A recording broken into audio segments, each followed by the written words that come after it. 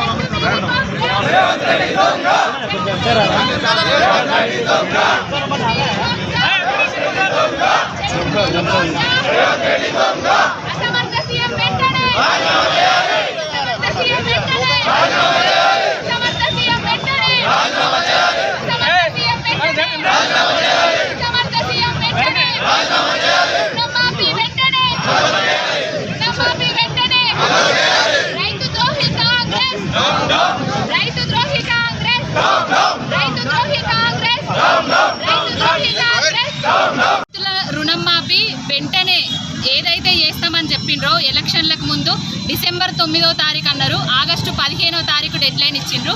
ఇంతవరకు కూడా రైతులకు రుణమాఫీ సగం మందికి కూడా కాలేదు. అసలు ఆ కాంగ్రెస్ నాయకులకు వాళ్ళకే పొంతన లేని సమాధానాలు చెప్తున్నారు. ఒకరేమో 17,000 కోట్లు అయిపోయింది అంటున్నారు, నిన్ననేమో బట్టి విక్రమార్క గారు 7,500 కోట్ల వరకు మాత్రమే రైతు రుణమాఫీ జరిగింది, మిగతావి చేయాల్సి ఉన్నది అని అంటున్నారు. ఇంకొకరేమో హరీష్ రావు గారు వెంటనే రాజీనామా చేయాలి, ఆగస్టు 15 లోపు రైతుల రుణమాఫీ చేస్తామని చేసినాము అని ఇంకొకరు అంటున్నారు.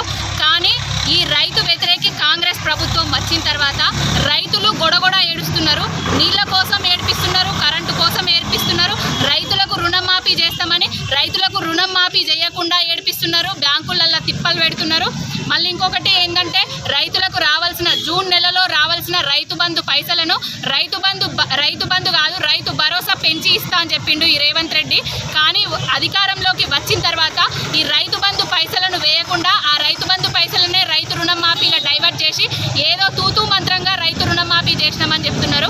కానీ బీఆర్ఎస్ పార్టీ ఎప్పటికీ రైతులకు వెంట ఉంటుంది, రైతుల తోడు ఉంటుంది, రైతులను కళ్ళల్లో పెట్టుకొని 10 ఏళ్ల పాటు చూసుకున్నది.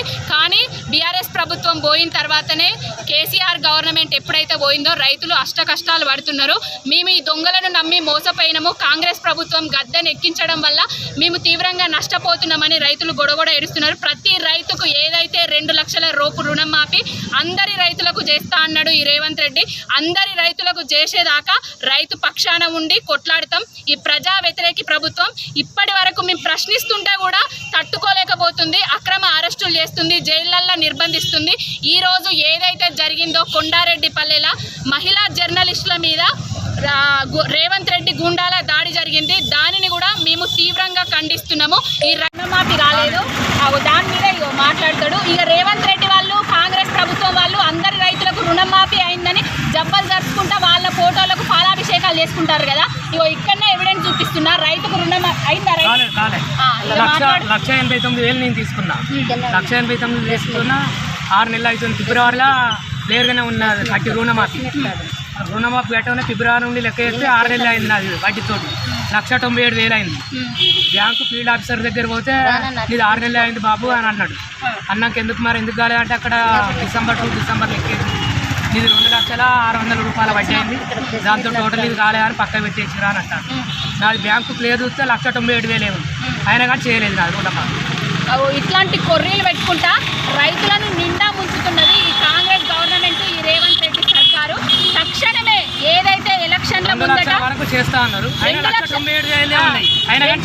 2 లక్షల వరకు అందరి రైతులకు అని చెప్పిండు. రేషన్ కార్డులు అవి ఇవి గంతమందికే చేస్తామని ఎట్లాంటి కొర్రీలు చెప్పలేదు. ఇప్పుడు అధికారంలోకి వచ్చిన తర్వాత రుణమాఫీ చేయాలంటే రేషన్ కార్డులు అది ఉంది, ఆధార్ కార్డులు ఇది ఉంది, ఇవన్నీ కొర్రీలు పెట్టుకుంటా వంగలేక వాగడ్డమైనట్టుగా ముచ్చట్లు చెప్తున్నారు ఈ కాంగ్రెస్ వాళ్ళు.